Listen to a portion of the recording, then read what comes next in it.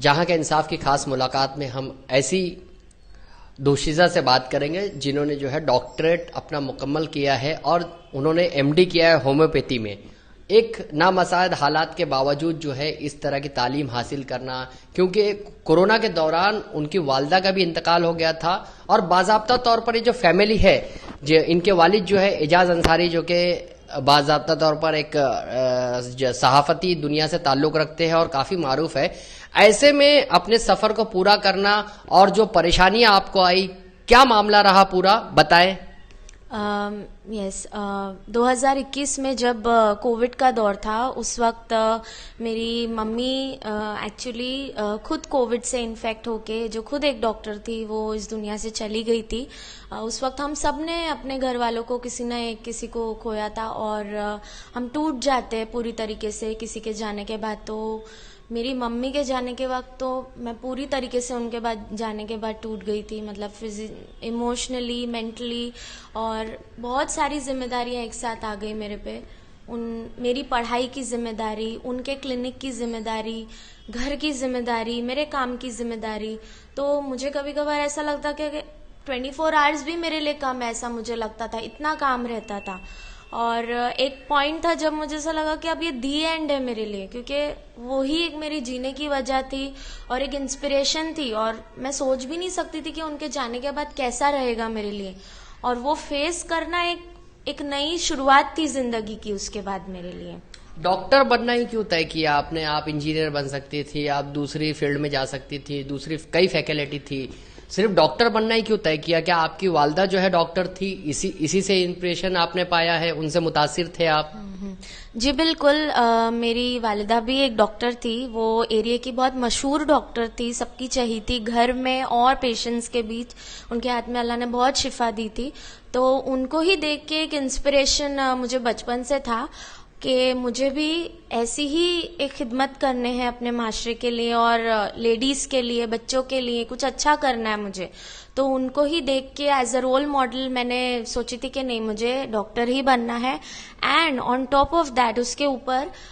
एक वो रहता है कि अच्छा, इतने ब्रेनी स्टूडेंट है, 10वीं में अच्छे मार्क्स आ गए, 12वीं में अच्छे मार्क्स आ गए, तो आप इसे एमबीबीएस में डालिए। हर कोई यही बोलता था कि आप एमबीबीएस में डालिए और एमबीबीएस ही सबसे बड़ा है। बट उसके साथ ही एक चीज मैं बोलना चाहूंगी कि मुझे हमेशा से वो चीज करनी थी जो किसी को नहीं करनी थी।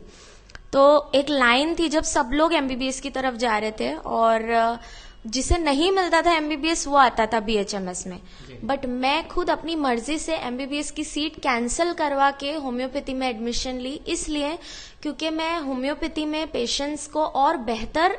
उनकी खिदमत कर सकती हूँ और वो पूरी तरीके से उनका इलाज जो जड़ से है वो कर सकती हूँ। तो इसके लिए मैंने डॉक्टर और खास तौर से बीएचएमएस और होम्योपैथी मैंने इसलिए फील्ड चूज किया। देखा जाता है कि मुस्लिम माशरे में लड़कियों को जो है वो तालीम हासिल करने नहीं दिया जाता, ऐसे इल्जामात है और उन्हें जो है पर्दे का हुक्म किया जाता है, और ऐसे में जो है बहुत सारी दुश्वारियां पैदा होती है। माँ बाप के लिए भी चैलेंज होता है क्योंकि माशरा जो है उन्हें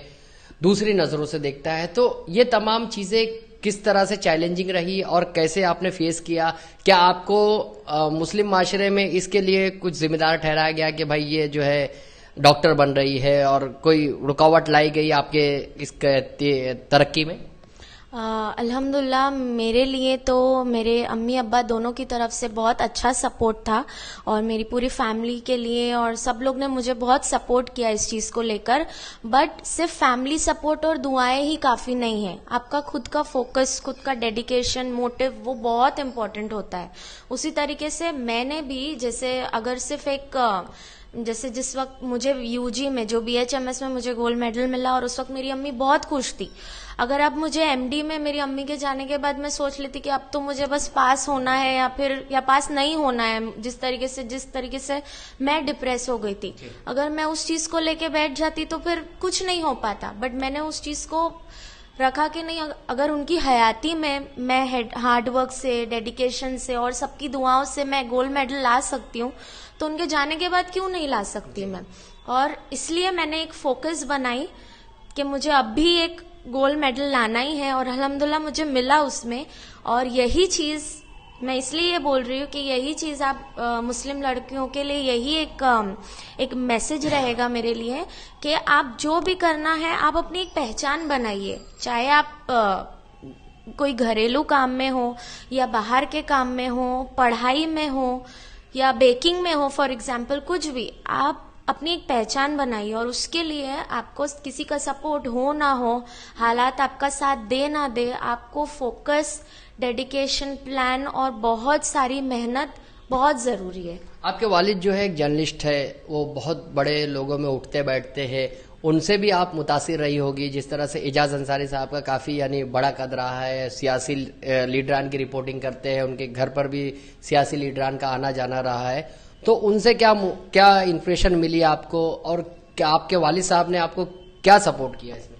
बहुत ज्यादा सपोर्ट किया है मेरे अब्बू जी ने हर चीज में मुझे, और वो एक इंस्पिरेशन है, एक लिविंग इंस्पिरेशन है मेरे लिए कि कैसे हमें हालातों का सामना करना है, कैसे हमको जीरो से स्टार्ट करके ऊपर पहुंचना है, हमको ऊंचाइयों तक पहुंचना है, किस तरीके से हमें मेहनत करनी है और सब मिलकर हमें सिर्फ बैठना नहीं है, हमको और अच्छा आगे बढ़ना है, हमें लोगों से ताल्लुकात बनाने हैं, लोगों को अच्छे बुरे हाल में उनकी हेल्प करना है। ये सब मैंने मेरे अब्बू से सीखी हूँ। ये थी डॉक्टर मारिया अंसारी जो बता रही थी कि किस तरह से यानी उन्होंने ये तमाम चीजें की है, और ऐसे में जो है हालात अपनी जगह होते हैं, लेकिन तरक्की की राह में अगर इंसान चाह ले तो रुकावट पैदा नहीं होती, जहां के इंसान की खास